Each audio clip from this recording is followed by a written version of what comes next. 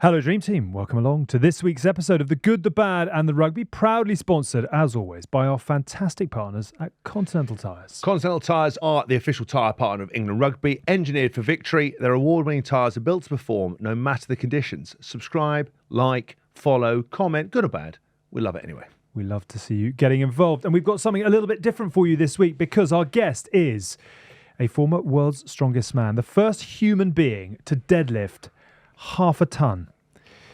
That is quite a sentence. A record breaker, a YouTube sensation. He is now a podcaster and an MMA fighter. It is welcome to the one and only Eddie the Beast Hall. Thank you very much. Half a ton. Uh-huh. Of everything you've achieved, which is quite a CV, and we're going to come on to all this, just talk us through that first of all. Is that at the top? What is the thing you are most proud of in everything that you have achieved? I think the two things that I'm most proud of, and they kind of go hand in hand, is the Half-Ton Deadlift and the World's Strongest Man title. And I say both because one without the other is almost worthless. Right. So, there's been many people that have won the World's Strongest Man. Yep. I don't want to sound horrible or egotistical. If you win the World's Strongest Man, you're not that special. Quite special, but I can see what you mean. There are others in the category. You're one of probably 40 people now. Yeah. Whereas if you can win the World's Strongest Man and do something spectacular, like pull a world record deadlift, or break the magical half-ton barrier and do both, they kind of push themselves, elevate themselves up well above, So that's my reasoning behind saying both rather than just one. Can I just say something? There's this little video screen there. Can we just have a look at what this is amazing? It is sort of like the evolution of man. So we're three alpha males just chewing the fat. Well, you've got like one of those stackable Chinese dolls. Yeah. There's a little one, there's a bigger one, and there's the biggest one. That is impressive. You literally look like someone he would eat for lunch. Like an if you got a bit of barbecue sauce on yourself and wandered past him, I reckon he'd have your arm off. Right, okay. How are you feeling? Because it's very rare that you're not the alpha male at the table. I'm very comfortable. I'm a slimmer, more sleek model these days. I've got my lid sewn back in. I'm trying to get into the market you were trying to get in, more approachable, relatable. Nail varnish on. Nail varnish, Well, there you go. Down with the kids, Something for everyone. How's life? What's keeping you busiest? I'm good. Life is good. Yeah. There's so much keeping me busy now. It's a whirlwind between endorsements, TV shows, films, fights. Yeah. YouTube content. Podcasting. Yeah. Essentially my full-time job is just making stupid videos, which is quite a blessing, really. We talked earlier. You're a man with 2 tanks. Yes, 2 tanks. When you were younger, did you ever think you were going to have a tank? Has it been on your bucket list for a while? Never in my wildest dreams as a kid would I think I'd ever have a tank, and it's definitely it's something. I would say every child at some point has gone, fuck me, how good would it be to own a tank? And I'm sure I did have those conversations when I was a kid. Yeah. So, I guess subconsciously it's been there from a very young age of wanting a tank, as what tanks, everybody. To have one is cool. To have 2 is it his and hers? Is it is it weekend driving? It's gratuitous to have 2, isn't it? It's a runabout to the train station. Flamboyant to have 2. Where do you keep 2 tanks? Just on the property. On the estate. On the estate. On the Stoke-on-Trent estate. Yeah. And obviously tanks for promotional purposes, but do you ever just think, I need to go and get some milk, I'll take the challenge. All the time, and that is a promotional purpose. Even going to the shops and getting a carton of milk is it's a promotion. Yeah, an opportunity. Yeah. To talk us through the journey with the tanks, though. At what point did you think a tank would be quite a cool thing to have, and how does one buy a tank in 2026? Well, I guess the tank came about from the YouTube. Because I started my YouTube after I won the World's Strongest Man in 2017. And it was coming up with weird and wonderful ideas to make content and get things that go viral. And I think I remember seeing Arnold Schwarzenegger riding a tank down a field. And I was like, how cool would it be to actually own a tank? So I started looking at tanks. And then I found out you could have road legal tanks. So I was like, well, by fuck, I've got to have a road legal one now. So I ended up buying a CBRT Scorpion tank, which is like it's a quick tank. Yeah. Tuned up, they do about 70 miles an hour. Yeah. And so I bought one of those and did some stupid things like took it to McDonald's and, take kids to a drive-through. Yeah. Right.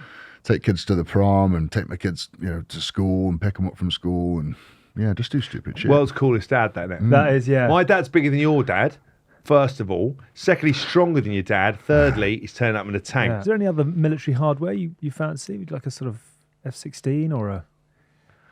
I mean, I would love. You- Yeah. I can see you in an Apache. Apache, You know, like yeah, if gunship. there was another So- Rambo movie, An another, Apache. you know, there's that. I think is it Rambo 2 or 3, where that Hind Russian helicopter comes up and it's I think it's Rambo 2. With Getting the him in the chain jungle gun. with a chain gun, Yeah. getting him in the jungle. It was the biggest thing. Imagine in a movie, you fight. He's like the evil henchman, and then he comes up in some sort of flying fortress.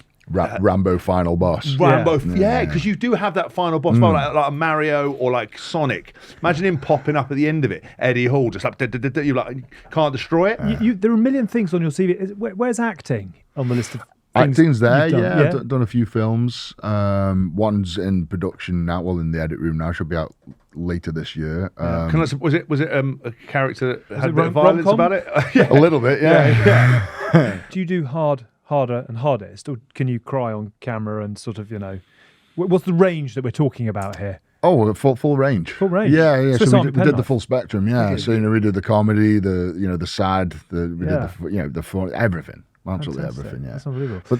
But the standard stuff is the smash and grab. Yeah. The size. You surprised me. Yeah. Shocker. Yeah. Yeah. So we're going to come on to the most extraordinary life story and life journey. But obviously, you are part of the Good Bad family, which is fantastic. How is the pod going? Who have been the guests that you've really loved, and who would you love to get on? Pod's going good. I'm just talking to people that I have admired, Yep. and people that I have sort of looked up to through my upbringing and childhood, such as Ronnie Coleman and the greats of Strongman, and so people that I think have inspired me and I know will inspire others, and just pulling the story out of them of how they've got to where they are, or how they got to where they were. It's quite cool. Because you've had Wim Hof on. What was he like? Fucking nuts. Yeah, because the thing is, I'll be completely honest with you, right? His methodology has helped a lot of people. There's obviously science about shocking your body and recovery. The thing is, he does it like a bit like an old leather handbag with like this barn and it's like that's hanging off. And I sort of look at it and go, he's like screaming, jumping into water, doing all this kind of stuff. And I look at it and go, first of all, I hate cold water. And he looks like an old boot. I'm sort of sure I really want to buy into that methodology. You've come in today with your leg on, taped on, as it Yeah. were. How are you physically these days? I'm not too bad. I mean, back's grumbles? a bit sore now and again. I think strongman in general, it's not healthy in general. There are people that can be top 10 in the world and be healthy, but if you want to be the number one and stay number one and push the boundaries, such as the 500 kilo deadlift and such things, you have to push the boundaries physically. And that means getting up to body weight. I mean, for me, I was 196 kilos, which is like just under 32 stone. Shit. Imagine 196 kilos on the scales. My biggest I ever got to was during lockdown to see, but it was in shape to see. I got to 132 kgs. You were 192. How do you move? Slowly. You shuffle. Yeah. Like an old diesel motorboat or something. Yeah, you just shuffle along. Wow. Yeah. 30. That's three of me almost. We were talking about Alex was talking about the sort of salad niçoise he's packed in his packed lunch for lunch and stuff. And like calorie wise, at your peak, what were you putting away? Oh, easily. The minimum would be 10,000 calories a day. 10,000 I calories. said that'd be 10 the- to 15,000. That'd be the minimum. Yeah, sort of the upper end about 15,000. But you'd be about 12,000 calories a day on average. Which is, how often are you therefore eating? And what are you eating? You're eating, it's a constant graze. This is the thing as a strong man. If you haven't got a piece of food or drink in your hand constantly, then you're not a strong man. Right. From the second you wake up to the second you go to bed, you've got milkshake, you've got, pasta, rice, you've got something going in all day. Wow. People think when you're eating 12,000 calories a day, you think, how can you? Yeah. But, you're eating for a purpose. Every single meal you would force feed. Yeah. You'd be having two of everything. And when I say two of everything, I mean two of everything, but twice. Yeah. So I'd have two breakfasts, two lunches, two evening meals, and they were big, fat meals. And to bulk it up, you'd be having ice cream, you'd have cheesecakes, which sounds great, but you're eating those things when you're already full. Yeah. Then you're eating the ice cream and you're gagging it down. Yeah, you're almost to the point of throwing up. And it was like a fight. It was like an on the fence game all the time. You'd eat to the point like right, okay, I'll stop eating. And that was pretty much every single meal. You'd eat to the point you were nearly sick. How do you find with the discipline now? Because you obviously went through the fight with the mountain. You obviously, I remember you get in shape for that. You're now leaner and more mobile. Like obviously, there's an amazing photo of you looking absolutely sexy. Yeah. Where are you sitting at the moment? Because you've got the MMA stuff, so you need to feel that. But again, it's a very different thing because you need to be mobile. Like where are you sitting at the moment? Well, I mean, after the Thor fight, that was a complete foot fest for me. I ripped my bicep off the bone and all sorts. So that was like a real tough time. So I had to recover mentally from that for a good year. Yeah. And if you see look back at pictures of me like a year after the fight, I was huge. Yeah. I went back up to nearly 400 pounds, and that was just through a bit of depression. Yeah. Just eating myself to death and not really training. Didn't really have any purpose. And then I had a contract to actually fight. It was Mitchell Hooper, who was the current world's strongest man at the time. Yeah. And then the winner of that would either fight Brian Shaw or Martin Ford. So it was like an eliminator fight in Qatar, and the money was stupid. So I signed this contract, and I 6 months of training for that. So I got super fit, super in shape again. That got cancelled at the last minute. So yeah, I was like, I haven't wasted 6 months of my life for nothing. Like, there's got to have a purpose to this. And I thought, right, what can I do with this 6 months training? And I was like, I know, like Mariusz Podolski went from winning the world's strongest man title 5 times to MMA, and he dominated. Yeah. He absolutely dominated in the MMA world, like beat world champions, like did seriously good. And I was like, I've got to fight him. It just makes sense. I've got to fight him. So I picked up the phone and made a few calls, and then pretty much a year later to the day, I was fighting Mariusz Podolski in Poland. Won, and then it was like, right, I've got to test myself a bit more. Who else can I have a scrap with? So it's been sitting on my hands for a bit, but things are coming to fruition this year. I've got a big fight lined up in May. Well, I can tell you off camera who that is. Yeah. And then at the end of summer, hopefully that Dylan Danish fight will happen. There's only a little guy from the States. But he's a little gobshite, doesn't really. I don't want to beef with you, but he's gobshite. But he talks and often doesn't turn up, does he? Yeah. Well, I mean, look, if the money's right, he will. Yeah. But I think that's going to be a good fight because, like, I've got to get to under 300 pounds, which I haven't done since I was like 18. Right. Where are you sitting now? About 360, 365. Okay, fine. Yeah. Perfect. Yeah. I feel like something like that would be good because Dylan Danish is a world class. Yeah. He's the best in the world at jiu-jitsu. Yeah. So I think putting someone that's around 200 pounds, I get someone at 300 pounds is brute force. Yeah. Let's see what happens. And that's basically what's keeping me fit. Were you a scrapper who became world's strongest man, or did you go on the journey to become world's strongest man and now you're moving into the field you're in? Have you got that inherent kind of I'm up for a tear up within you, or have you found that off the back of what you've achieved? I can, and I've said this before, I can hand on heart say with my childhood, there wasn't a single day where I wouldn't punch someone in the face or didn't get punched in the face. Right. For my whole childhood. And I'm talking from like age 2 to 17, 18, 19 years of age. Right. It was a fight every day of my life. Was that your brothers? Mainly brothers, but with that territory, with hanging around with older kids, the fights just came to me all the time. So, and you were the youngest of 3? Youngest of 3. Yeah. And good relationship with your brother. I mean, it sounds a stupid question, really, but was it sort of rolling around in the garden, knocking each other about, or was it actually you got to prove yourself? It was to prove yourself. Yeah. My middle brother James, he was the pro rugby player. He was a big unit. I think when he was in high school, he was like close to 18 stone. Wow. He was a big fucker, like, and we fought right up until he went off to university. There would be a scrap every day, and we'd getting each other in mulls. And it wasn't play fighting scrapping. I'm talking like trying to break each other's face, right, almost every day of our lives. So we kind of toughened each other up from very early on. What's the relationship with your brothers now? Good. We look back and quite thankful for what's happened to us. It made us all tough, made us all ready for the real world. There's no softness in with me and my brothers. We, if something bad happens in life or if anything comes our way, we know what to do. Right, rugby fans, I know you know, but the Guinness Six Nations is very nearly here. And if you can't make your way to a stadium, we have got the next best thing for you, Tits. You are right, Alex. O'Neill's pubs are the place to catch every game live. Big screens, the perfect pint of Guinness, and an atmosphere that makes you feel like you're in the stands. And speaking of atmosphere, you can join us at O'Neill's Water Street in Soho on Wednesday, the 4th of February, for an exclusive Guinness Six Nations preview featuring the Lord himself, the man alongside, and Monsieur Benjamin Kaiser, who straight off the back of it is getting the Eurostar to Paris for the Six Nations opener. So the man in the know will be with us. He does bring the professional to the good, the bad, the rugby. He does. The je But ne if sais quoi. you've been to one of our O'Neill's nights before, you know always be a little story or two that doesn't quite make the podcast. There are, I'm told, limited tickets remaining. So if you want to be there, head to the link in the episode description box or book online at www.o'neills.co.uk/bookings. And we'll look forward to seeing you there.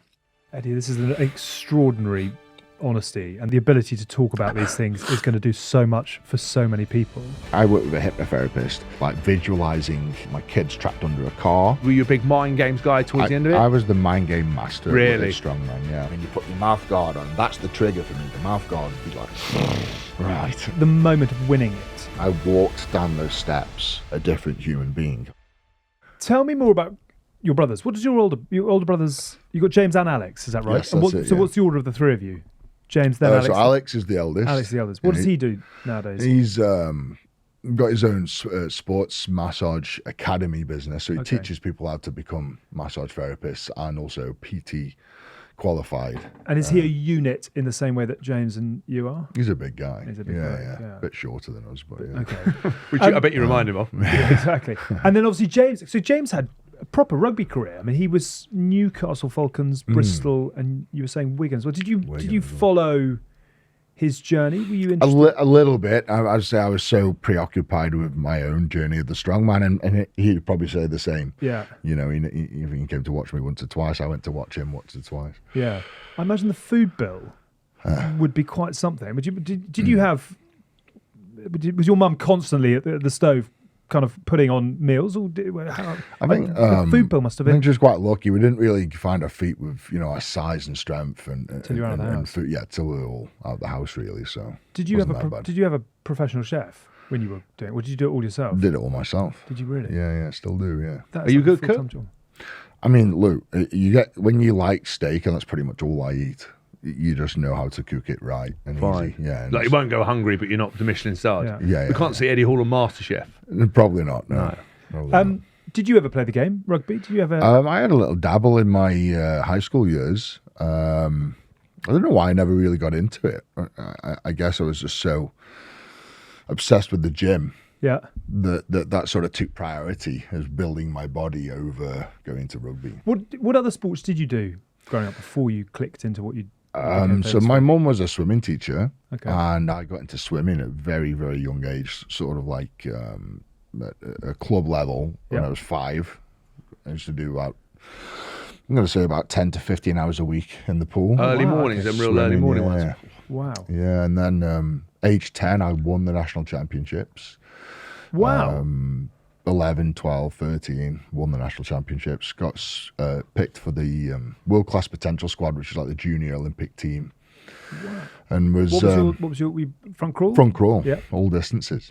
So Wow. broke British records. And So at what point and what was the trigger for you to enter the road that you then walked down? Was there a kind of an inspiration? Was there a scrap? Was there with the weights? Yeah, with the weights. I guess it was like an accumulation of events. So things were going really good for me in the swimming world, and that was my career. If you'd asked me what I wanted to be when I was 13, it would have been an Olympic swimmer. That was going to be my path, and I was destined. All the times I was doing, that was going to be. And I just found drinking drugs very early on. Right. And it affected me in loads of different ways, along with an undiagnosed ADHD. I managed to get expelled from school, got a girl pregnant. I had a nan that was diagnosed with cancer and chucked off the swimming squad. And all those things sort of happened at once. So it just sort of imploded, really, and ended up seeing a psychiatrist, diagnosed with clinical depression, prescribed Prozacs. So that was my life at 13, 14, just expelled from school and suffering. That's a hell of a lot going on, particularly as you mentioned, your mum was a swimming coach as well. Do you remember her, like the family reaction to what you were going through? I think I hid it quite well. Right. So And then obviously my parents knew I was going to the doctors and prescribed Prozac and everything, but it's not exactly, especially back then, you couldn't, like, no one understood depression and anxiety attacks and what ADHD was. So you if you ever talked about these things, if you ever talked about it with your mates, you were a fucking laughing stock. Yeah. So there's no such thing as, talking and getting your feelings out. And that's how you felt with your family, your brothers, everybody. So it was all sort of self-contained. Just me and my therapist would talk about these things. And then I guess when I got to about 14 years of age, and that, we're talking a year and a half up to 2 years of being expelled from school. And then my mum was like, what the fuck are you going to do? My swimming went out the window. I wasn't going to school, so I think everyone expected me not to get any decent grades, and everything was just looking very, very glum. Yeah. So my mum joined me at the local gym, and I started going to the gym, and I started I guess just wanted to be like Arnold Schwarzenegger, just going and stood there and got some dumbbells and just did a few bits, and then you get taken under people's wings. You'll be amazed as a young boy going into a gym in the middle of the day. Very experienced powerlifters, bodybuilders took me under the wings and just train me up now. Because you got into World's Strongest Man, you talked about a bit of depression. You kind of got into or from what I've read, you got into that training because of depression, some mental health issues, you needed some direction. Is that something you have to constantly revisit, the depression and stuff and everything else? Yeah. Eddie, this is an extraordinary honesty, and the strength of you as a man, as a world's strongest man is one thing, but the ability to talk about these things is going to do so much for so many people. Are you happy to keep going down this path? Yeah, sure. Take a moment. It's one of the things that we have on the show because again, people look at your life, look at your journey, and they always think the strongest men, like you were literally the strongest man in the world, think that nobody would have the things that eat them up. And it's actually so important that, it's someone at the top of the game, where your journey started, where you're in, the work you have to put in. That's the most important thing, because I think some people think that it's people whose lives aren't where they want it to be have the most problems, but actually it's people who reach the top of the game. And I think, mate, as I said, one of the things we do on Good Bad Rugby, and we've talked about this with a few people, is they look at it and so many people go, actually, I need to put my hand up, I need to sort myself out, I need to do that, because it's not easy doing that stuff. And so, mate, fair play. I think it's amazing that you've gone on to achieve what you've done. What a story. You are the shining light of the story to what you can achieve and what you can do. Absolutely. Yeah. I mean, like you say, it's tough because I mean, like, even at school, I was the popular kid. Yeah. I was top dog. Everything going for you, family, swimming. Just everything was going right, and then behind the closed doors, everything isn't. Yeah. And I guess that's been the case in my adulthood as well. As everyone sees the fame, the money, the family, but those dark days creep in, and as you say, the days get quite bad. Yeah. What do you find with the lessons to get through? Like, what are your things that you do to manage that kind of stuff? I mean, looking back in hindsight, things are so obvious. Like, I think the drinking drugs wasn't the problem. I think the getting expelled from school wasn't the problem. Getting the girl pregnant wasn't the problem. My nan having cancer wasn't the problem. The problem was I stopped swimming. Direction and purpose, yeah. Because again, when we've talked to men in particular, because obviously the biggest killer of men under 40 is still suicide, right? And we're talking about it more than ever, but actually it's not really changed the landscape. The figures still going up or staying the same. But one of the things that therapists recommend, doctors recommend, is exercise, is direction, is challenge, and is to be able to find something to do that you can hook into. And actually, all those other things you said, the contributing factors to it. If you need direction and purpose, then that's what you've got to find through sport. And it's either, actually, bizarrely, they say cooking or exercise is what you recommend. 24/7. taking your mind off shit. Yeah. When you entered the gym, as it were, did you enter with a bit of anger in you, and the gym was an outlet, or was it a discipline that sort of the routine is what got you into it? I think a bit of both. I think it was definitely an outlet for all the anger I had.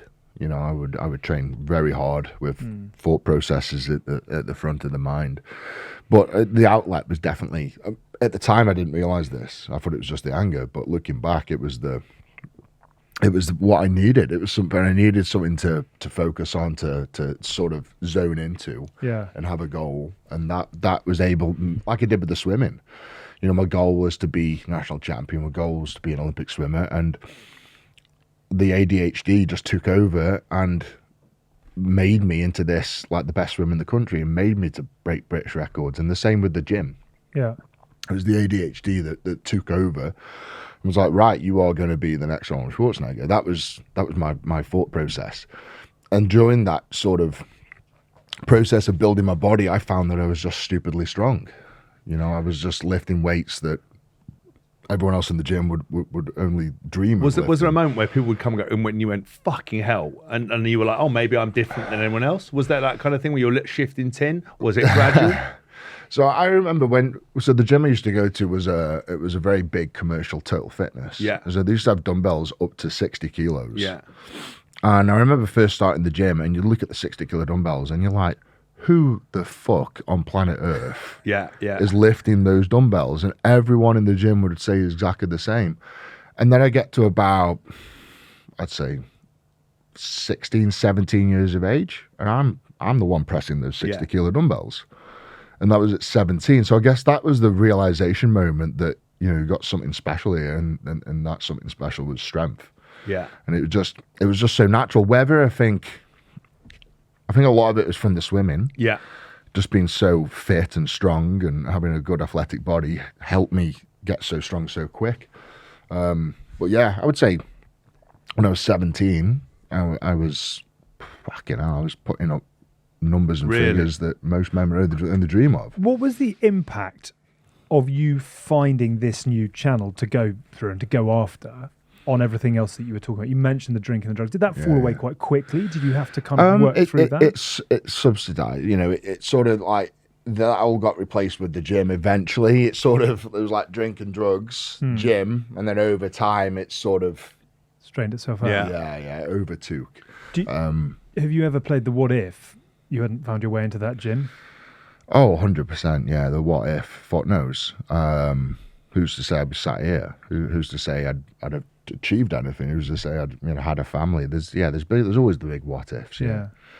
And so you 16, 17, you're beginning to kind of seriously raise eyebrows, raise big weights. What is the journey from that point into the achievements that you've got? Did someone take you under their wing? Did you go looking for support? How did you match the ambition with the reality? So there's a gentleman called Nigel Davis, and he was a bodybuilder from Stoke-on-Trent, and he was in his 40s, and I was like a 15-year-old kid, and I just started training with this big bodybuilder. He was huge, like 6'5", you know, like easily 120, 130 kilo, just a huge guy.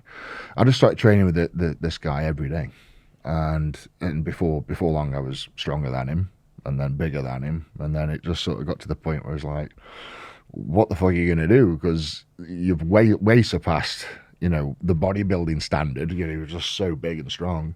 And then it was my middle brother James, who he obviously come to the gym with me a few times and was just seeing how strong I was. He's like, mate, you've got to do fucking strongman. And he entered me into my first strongman contest in Blackburn. At 19, and that's where I got the bite for it. And how'd you go on the first one? I think I came 5th out of about 30 guys. Oh wow! So you know it was good, and I actually wrote on my social media that day. I came home and wrote on Facebook that day, I am going to win the World's Strongest Man one day. Watch this space.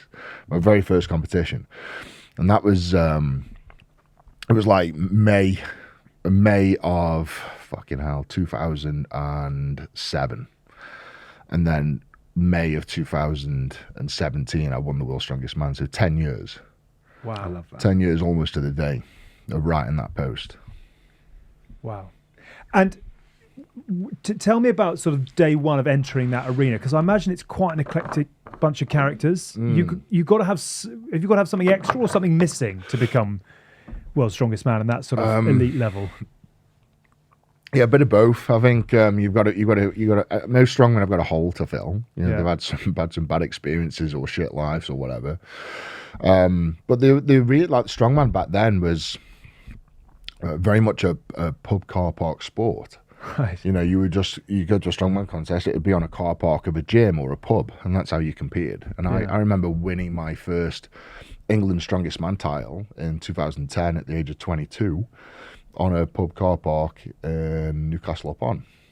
Would you get paid for that if you won? No prize money. No, fuck all. Did when you started going to the gym, obviously I imagine your parents, were they relieved? Were they get behind it? Was it something they were comfortable with? And then yeah, I mean, obviously they were there for all the swimming. They pushed and supported the swimming. So, and then when I lost that, it was, I guess it was kind of like my eldest brother started doing indoor rowing and got world records in indoor rowing. James went and did his pro rugby, and then there was me. I was just, this fucking bodybuilder, building his body. So it was a bit of a weird one for them. It wasn't really. I don't suppose people see bodybuilding as a sport. No, you work the doors. Well, now yes, now they do, but like back then, you just work the doors. You're just a big brunter. I was a roofer at the time, and I just you're on my roof. There's no way I bet you're not putting any on the tires down. You're definitely loading the hod. I'm not letting you guys climb up to the roof. So yeah, it was a bit of a weird one, but I guess it was like getting back into that competitive state again, like. That I missed from the swimming days kind of got replaced with the strongman. Are your folks still around? Yes. Was there this kind of full circle moment where you were sort of the lost child, came out, and then you win World's Strongest Man, and you lift that, where it's suddenly you surpassed your brothers, and then it's kind of like, wow. I would say so, yeah. I mean, because I was the only one expelled from school. Yeah. And that's you say that so passingly, but it's such a big thing. Of course it is, yeah. Getting expelled from school, everyone, you just automatically get put in this bracket of you're not going to succeed. Yeah. And I guess that was subconsciously the way I felt. Yeah. And probably the way subconsciously my parents felt. Yeah. So finding my feet again, and I became a truck mechanic. At 17 and started going to the gym, and then started into strongman contests. It was like finding my feet again, sort of rebuilding from the massive breakdown I had at 13, 14. Did you, from a personal perspective, put your parents to one side? When you've done these jerk moments, are you good at appreciate where you've gone, where you've come from, and how grateful you are? My wife, Alex, been through so much. Yeah. The amount of hours I put into the gym is surreal. Especially with 4 kids as well. One didn't. One's like, and the eldest doesn't live with me, but my second eldest, Max, does. And when I was a full-time strongman, for instance, or when I was working as a mechanic and doing the door works, it was actually my wife that made me quit my tour, because I was iffing and ahhing whether to quit my day job and sell the door business. It was like, this is too big a risk. This is like a guaranteed income. That's door work does very well. Or you can go and chase strongman that doesn't pay very much. Yeah. I'll be honest, does not pay a lot. And it was one weekend I came back from, I pulled a world record deadlift, and I completed the lift, and then I dropped the bar at the top. So, and the rules were you had to lower it down. I remember this. So even though I completed the lift, I got disallowed the rep, and the prize money was something like, and this is a lot to me at the time, like 10 grand for getting the world record deadlift. And because I let go of the bar, I didn't get the money. So I came back that weekend and was like, fuck this. I was like, it actually cost me money to go and compete that weekend. I had to pay my own fucking hotels, my travel, my food, time off work. And I was like, fuck this, I'm quitting. I'm working my dick off to fund, literally every single penny I earned went into fucking strongman, and I wasn't getting anything back from it. So I was like, fuck this, I'm done. I fucking quit. I'm fucking done. And it was that night I got back home and my wife sat me down and was like, what the fuck are you on about? I said, if anything, you should be doing it the way around. You should be quitting your fucking job, selling your door business, and going full-time with the strongman, because you just proved to yourself, so you might have got disallowed the rep, but you just pulled a world record deadlift for the whole fucking world to see. So if that doesn't tell you can go and win the world's strongest man, I don't know what will. And I was like, fuck. And Monday morning came and I handed my notice in. Wow. Never went back to work. And that was down to my wife. And then the hours I put into strongman was surreal. I was up at 7, breakfast, back to bed, physio, back to bed, lunch, back to bed, another dinner, back to bed, get up for training, 4 or 5 hours at the gym, I'd go to another gym and do my hot cold therapy, and then I'd go home, I'd have my tea, and I'd climb into a hyperbaric chamber and sleep in a fucking chamber. So when I say I wasn't seeing my wife and kids for any more than an hour a week, I mean that. Like, if I saw my kids for an hour a week, I was very, very lucky. And I did that for fucking 2.5 years solid. And it got bad, some breaking points in our marriage. It was like, she'd had enough. I was so military with the strongman. And 5 weeks before the world's strongest man, she just literally said to me, "I've had enough. I'm going. Like, I'm fucking done. You have been obsessed with this fucking title, which is not unreasonable if you for so long now." Yeah. I was like, but she had also given you the card to go for. Yeah. And she was like, "I'm done. Like, I'm done." And she moved out. And I said, I can't waste any energy. It was 5 weeks before the world's strongest man. I said, I just can't waste any energy chasing you, asking you, whatever. I said, just give me 5 weeks. Let me win this title.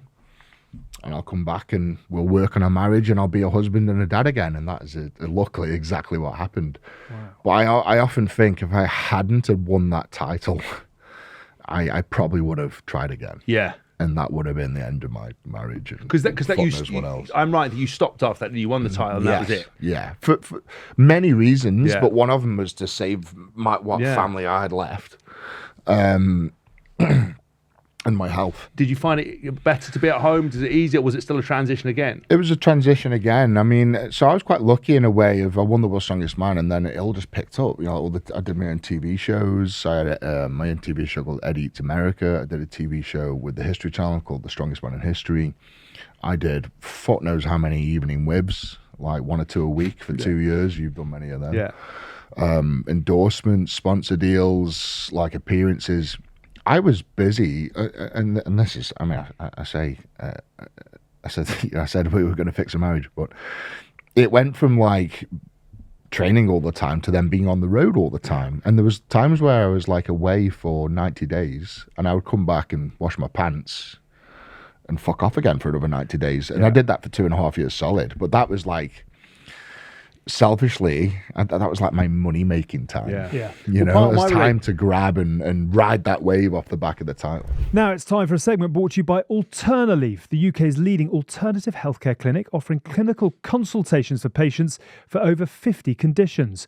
Alternaleaf provides access to qualified clinicians that specialise in chronic pain, mental health conditions, neurological conditions and women's health conditions. And that's exactly why this conversation matters. As I've said plenty of times on this show, looking after your health and your mental health, as well as physical health, is something you just can't ignore. If you played rugby for years, training hard, taking knocks, chances are you're still feeling the effects and some pretty serious chronic pain. And that is where Alternaleaf could help, because if you're living with a relevant condition and have been offered other treatments that haven't sufficiently helped, this could be for you. Time now for Hask's Alternative Take, where we give a different angle on the big topic of the week. This week, everyone's been talking about Six Nations, what will happen. I'm going to go so far as to say that England are going to win the Grand Slam. They're going to have an unbeaten season because they are in the right place at the right time with the depth in squad, the right coaching staff. They're positive. They're hitting the ground running. It's all to play for. Injuries at a minimum. What more do you need to know? Jim, I will say that's one of the biggest, boldest, baddest statements, I think, in the 8 years we've been doing this that you have made. So that means winning at Murrayfield. Yes. It means beating France in Paris for a Grand Slam. France with Dupont back. Of course. Right, not a flicker of doubt. No, not it means July the 4th going to Johannesburg and beating the Springboks, back-to-back World Cup champions, current Rugby Championship champions. Comfortable with that proclamation? Yes, I think so. Yeah, I think so. Well, you've got to know so, son. This is a game of certainty, and it's not hypotheticals. Sorry, South African fans, I don't mean it. Right. I do mean it. And then it means don't message going me because I don't care. Unbeaten at Twickenham. Yeah. I think we've got New Zealand coming. We've got Nation Series finale at the end of November 2026. Yes. And that would also mean breaking the world record for most consecutive Test victories. Yep, it's possible. Super. Almost I 2 years it. unbeaten. I equaled it.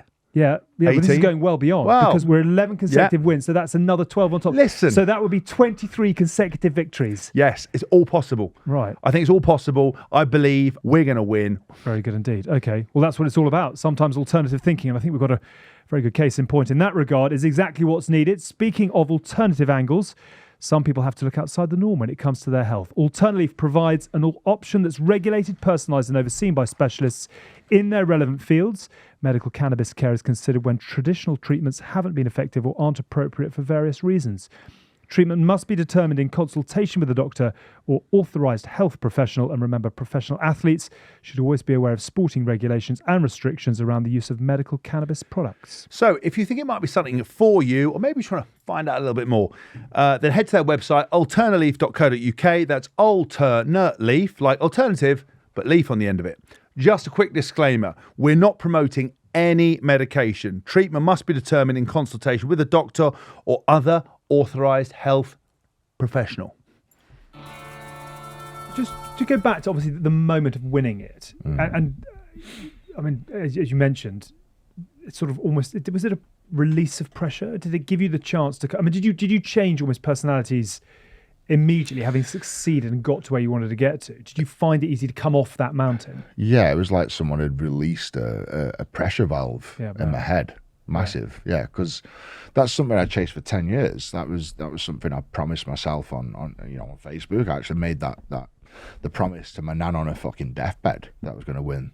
Really? The world's strongest man. So that, when I got handed that trophy, that honestly, I remember being handed the trophy and I walked down those steps a different human being. I walked down like half the weight, like the pressure off my shoulders, the pressure out my neck and back of my head. I honestly felt the difference. When people say it takes a load off, it genuinely did. I was a different human being. I can only imagine. So can I ask you about what an event like that is actually like, and how you prepare for it and how you feel about it? So you going into that, you got the date in the diary. What does your preparation look like in the month, 2 months, 3 months before that? Are you ramping up all the way? Do you get to a certain point and then taper? What is the physical preparation So like? taper, you'd only have a week taper for strongman, perhaps 10 days at most. But the lead up isn't. This is the thing with strongman, is there's no on or off season. It's on all the time. So there's no cheat days, rest days, holidays. There's nothing. Right. No, I didn't have a holiday for 7 years. Right. It was just full on. In strongman through and through. I would say when you're asking for months or days or weeks, I would say 2 years leading up to that final in May 2017. I didn't miss a single meal. I didn't miss a single training session, physio session, stretching session, hot cold session, nothing. I mean, that's almost Buddhist in its kind of commitment. I didn't have a single drink. I didn't celebrate birthdays, Christmases, fuck all. It was just 100% strongman. That's all that mattered to me. So, and I guess a lot of that is psychological. It's a bit like you see these heavyweight boxers, like they put themselves through absolute fucking torture. So they know when they step in the ring, they've got that confidence. And I guess I had the same mindset. Whereas if I go into this contest, I was the most confident man you'd ever met. Like the interviews the days before, they were like, "Who's winning World's Strongest Man 2017?" I was like, "I've already fucking won it." I would say it with such conviction. That's very Arnie as well, for like pumping iron. That, you know. And I said it with such conviction. And did that rile those around you? 100%. Yeah, and I enjoyed it. But I knew I genuinely knew I was going to win.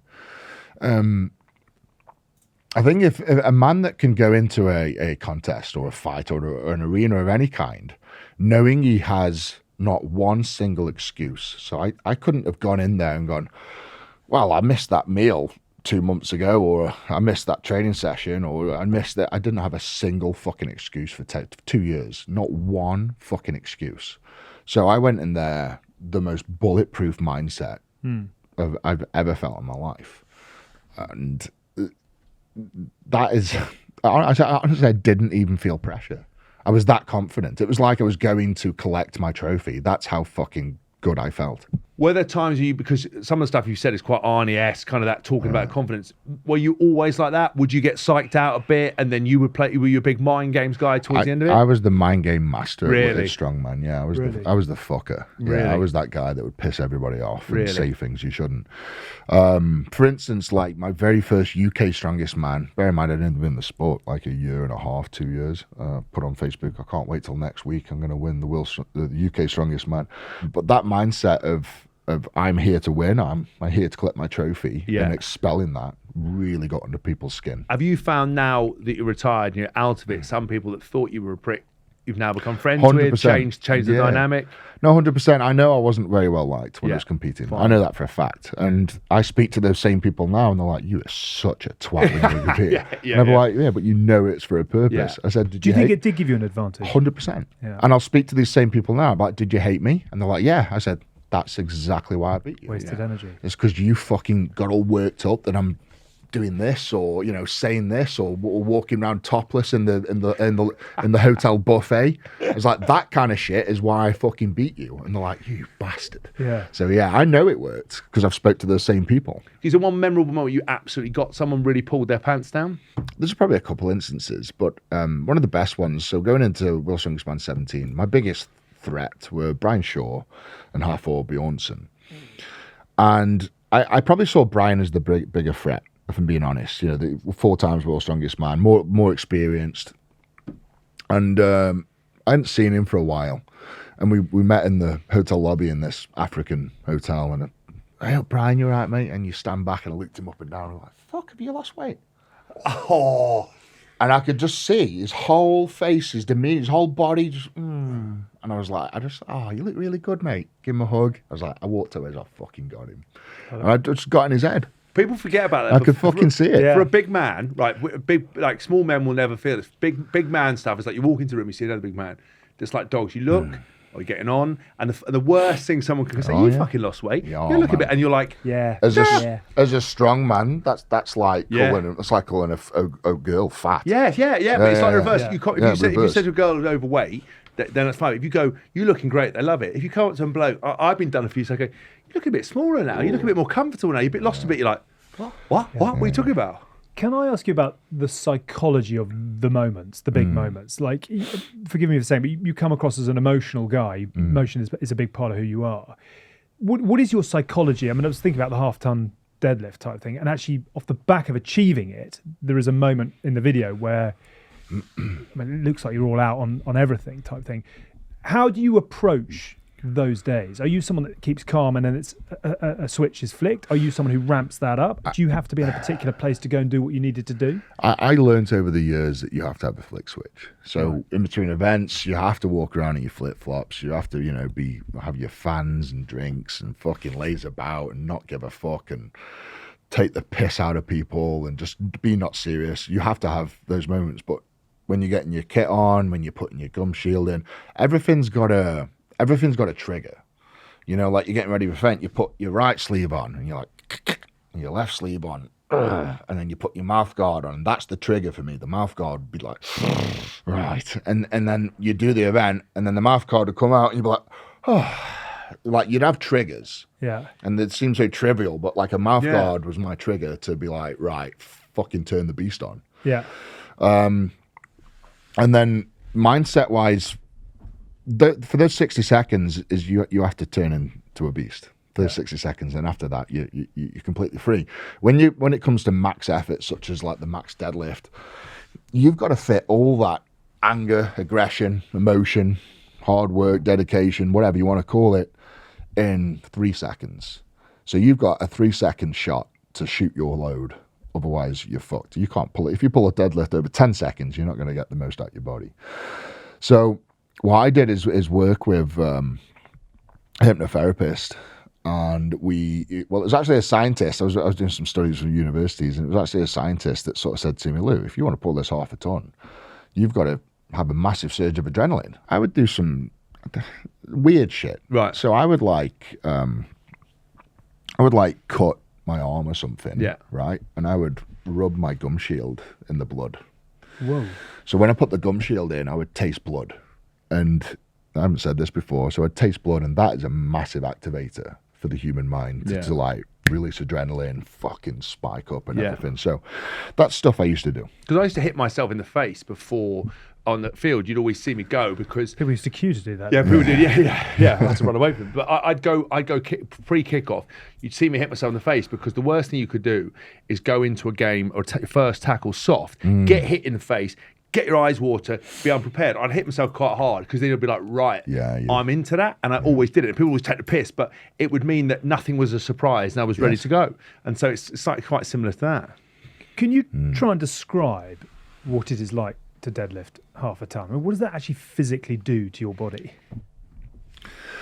Well, the prep for that, like I was saying, was very psychological, because the most I'd ever pulled in training was 454 kilos. That's the most I've ever pulled in the gym. I've never pulled any more than that. And so, because I imagine you'd done it. No, wow. So Yeah. I thought you'd done it as well. No, so the most I'd ever pulled in the gym is 454. The most I ever pulled on the platform at that time was 462. So this was a 463. So at the time, this was a 37 kilo jump for me. with the world watching. Yes. So the world record on that day was 463, which I held, Yeah. and I was going to break it by 37 kilos. That was the thinking. Like, if I'm going to break it, I'm going to fucking break it by a good margin and do something proper. So a lot of that was all psychological. You know, I was prepping myself. This is why I was talking about the fight or flight and the adrenaline and all the tricks and tips. So I worked with a hypnotherapist to put myself in a scenario where I would get a massive release of adrenaline. And that would be, just for an example, it would be like visualizing, you know, my kids trapped under a car on a motorway, and I'd be like lifting a car off of my kids. And I would just visualize, as I'm lifting that car off of my kids, that's me deadlifting the bar. So that was the visualization that I had in my head going on. And again, I'd have trigger points, and it would be the blood on the mouth guard. It would be the mouth guard going in. It would be but just before, no one will fucking know this. So before I did the 500 kilo deadlift, I locked myself in a disabled toilet in the arena just behind the stage. And I was just staring at myself in the mirror like I'd practiced. And I was just convincing myself and putting myself into this scenario of lifting the car for my kids. And then I had another trigger point, was I'd grab a load of flesh on the back of my hand and just twist it as hard as I fucking could and just create this huge amount of pain.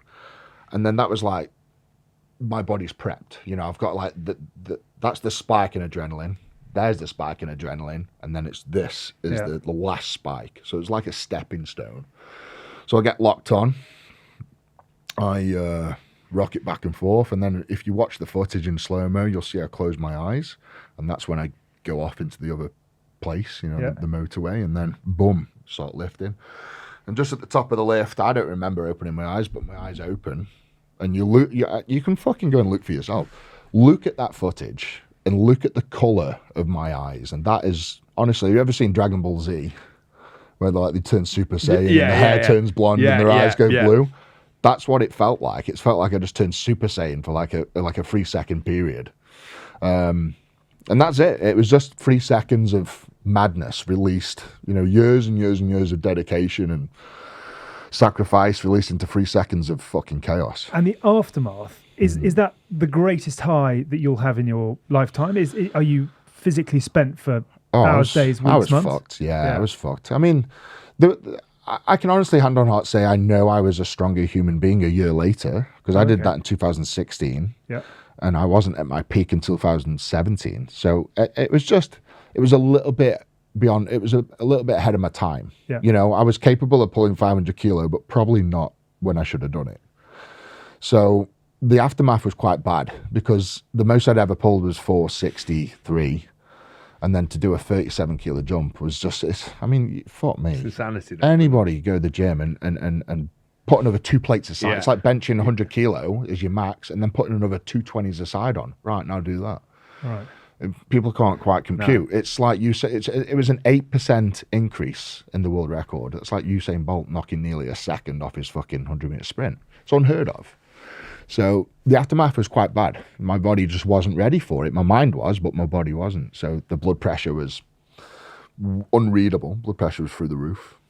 Heart rate was through the roof. I mean, I guess because I held onto the bar for so long, and enjoyed the moment. Oh, so I was going to say why the long hold? I didn't wake up until the top, right? So I didn't get to enjoy any of it. You know, I wake up at the top and I'm like, fuck, I've done it. I was like, fuck, I'm going to enjoy this for a few seconds.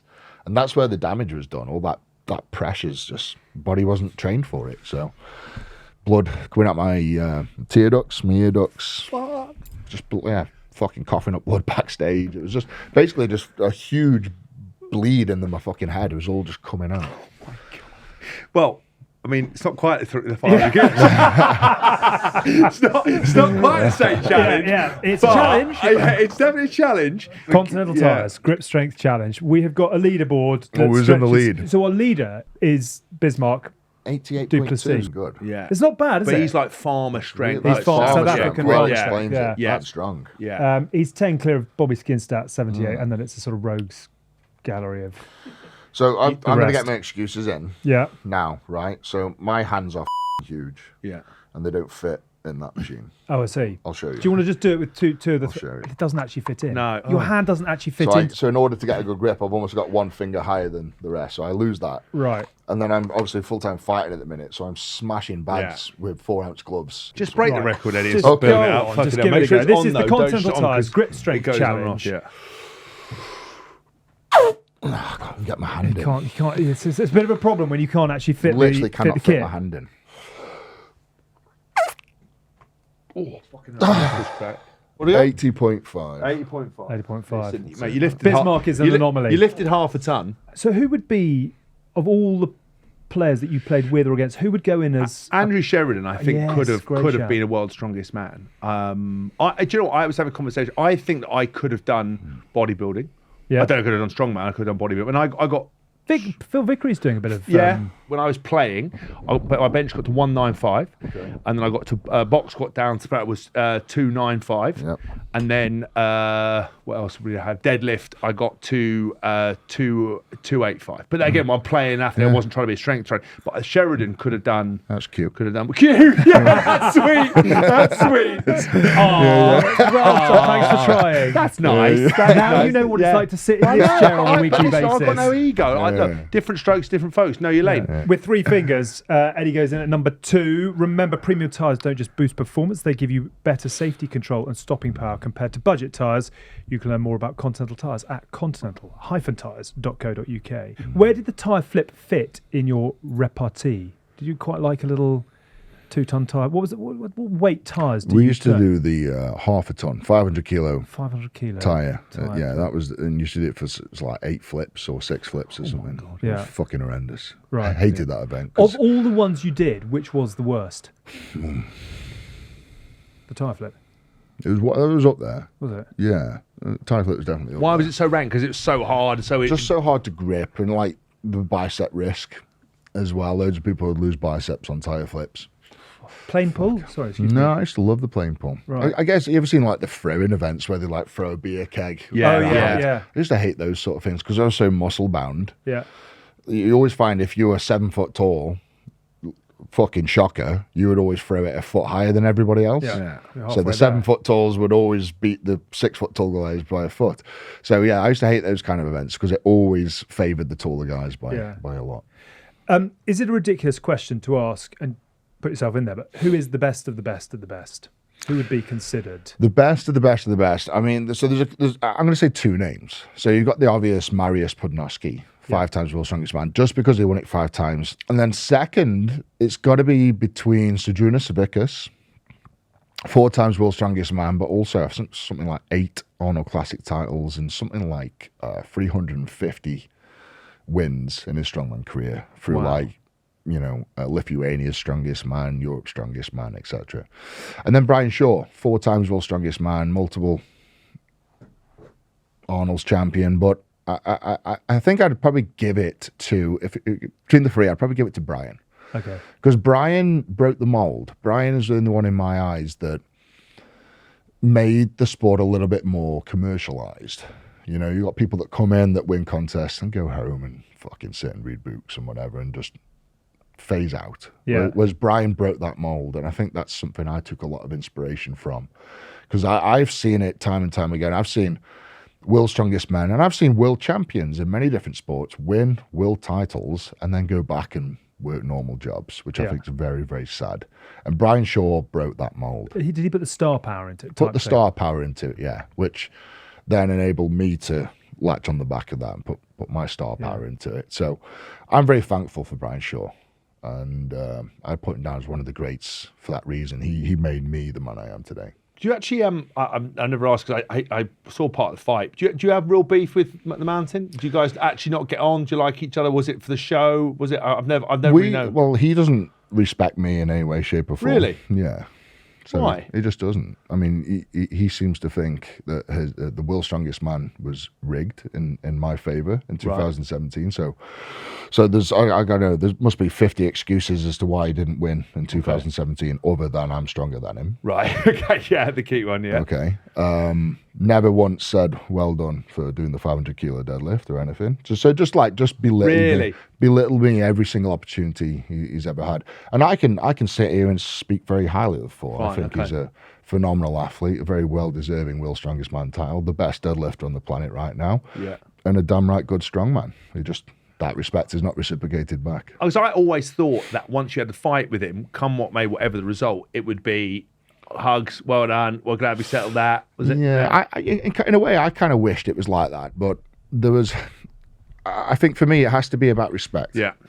You can fight and shake hands, but it doesn't mean that the respect is there. No, okay. So I respect him. He just does not respect me. A bit like you with me, isn't it? Well, something like that. Not quite so much muscle around though, unfortunately. When do you feel like you switch on, Reddy? Is it when you first put your quarterneck zip In on hot your yoga, cardigan? When you put your in cardigan calisthenics, on? I've got a real trigger switch. Have you? It's the gum shield in. Is for it hot yoga. No, but when you put your cardigan on It's the first day. leotard. I flick the bands and then go. You get at home and have you have a cappuccino, you put your cardigan on, you're like, fuck, the ready to go. When the slippers slip on, that's when I know when I'm going to go. Just a trigger. What is the next big barrier to fall? To fall? To fall, as in what lift, what weight, what do you think would be the next sort of proper sort of big moment for the sport? You doing half a ton is... Can people go beyond that? I think I've pretty much fucked it for everybody else, if that makes sense. I think the 500 kilo barrier was the magical barrier. Yeah. Half a ton was the one. Yeah. Because it was seen as the impossible. Everyone, and this is the truth. When I announced it, all the other strongmen said I was a fucking idiot. Right. Behind my back, I heard it all. He's fucking deluded. He's never going to do it. I'd say 99.9% of the audience, all the comments were not going to happen, not in our lifetime. The strongman promoters, i.e. the people that run the strongman, were laughing, literally laughing in my face. So to have all that and then still do it, and it was deemed impossible. It was deemed impossible. So what's the next barrier? You tell me what's the next... I don't fucking know. What's the next barrier? I just wonondered if there are Beat the challenges... Continental Grip Tyres Strength thing. The great barrier. The great barrier. That seems to be your glass ceiling. Yes, yeah. I'm not going to lie. But that's the sort of... are there things that people are trying that they haven't succeeded that people are getting closer to, or not really? The half a ton remains the one. I think the half ton remains the one. I think it will be beaten, or it has been beaten, and Thor's record will be beaten, and it'll go on for hundreds of years and probably get beaten. But I think it's fucked. I really do. I think once it's hit, it's like when they did the 4-minute mile. Yeah. What then? 3 minutes? But you know what's really it gets so interesting? ridiculous. Yeah, It is impossible. Yeah, but you know what's really interesting is they went. What he always talks about was that nobody ever thought the 4-minute mile was possible. Everyone talked about it. But human nature was when somebody beat it and then it became possible. Because they always talk about it from a psychological point of view. If you're trying to change your life or change your career or do something, if you can say that it's possible but you don't know how to get there, then you're able to do it. If you break that barrier and other humans see you do it, then everybody started breaking the 4-minute mile. So it'll be interesting to see what the next... So the 4-minute mile... Roger Bannister, everyone said it was impossible. Everyone said that he was a dickhead and deluded and everything else. He did it. 2 years later, there's 16 other people that did it. Yeah, that's the thing. And this is kind of the thing that's happened with the half-ton deadlift, is I did it, and then there's almost 10 other athletes that all of a sudden that like, oh, I can do that. And all the public's personas changes. Yeah, he's the next one to do it. He's the next one to do it. And I've seen footage of Thor himself sitting there in 2016, just before I pulled 500 kilos, saying it was impossible. Yeah. And Luke, the man that said it was impossible, is now pulling more than it. So, is there another discipline where, because deadlift, the beauty and artistry and the simplicity, but the complexity of lifting that weight is done. Is there another exercise because the squat? I mean, again, but there isn't quite the same romance. I wondered if there's another thing where they're picking up cars and do something. nothing else you can sort of thing you can define and distill into a perfection of the world's strongest I think man. the beautiful thing is with deadlift is almost every single person on this planet has picked something up from the floor and experienced what something weighs, like a fridge freezer, a TV. They know what weight feels like. Bench press hasn't got that same. No one lies on the floor with a fridge freezer going, "Oh, this is about 100 kilos." And the same with squat. So the deadlift is so universal, and that's why it was so recognizable. And when the half-ton barrier, everyone understands what half a ton is because everyone knows what cars weigh, what horses weigh, and everyone's like, "Fuck." But also, it's like the cleanliness of the lift, because it's, if you tried to say like what's the biggest bicep curl, people will always throw it out because you engage other muscles. Bench press, you'll see people bounce off the chest or they're curving the spine. A deadlift is a pure form of movement. I wonder, that's the thing, when you think about it, what else can you do? It's very interesting. It's a hell of a story. Yeah, it's a hell of a journey. Great show. And there's some amazing chapters to come, I know. But when, at this point in time, as we sit here right now, what would you like your legacy to be? What would you like people to remember you for, think most of you for? Breaking the barriers. I think that's a great legacy to leave behind. Like the Neil Armstrong of the strongman world. Yeah. People said something that was impossible, and Eddie Hall went and did it, and raised the bar, raised the standard. And I think that's the legacy I leave behind.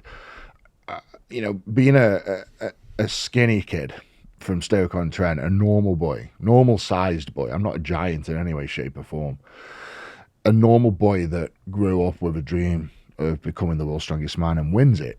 In adversity as well, and not with a great starting point. Exactly. And I think that's a great legacy to leave behind, is have belief in yourself that you can achieve great things. Yeah. I thought you wanted to be known as a mad bastard with a mohawk hanging off the back of a tank shouting.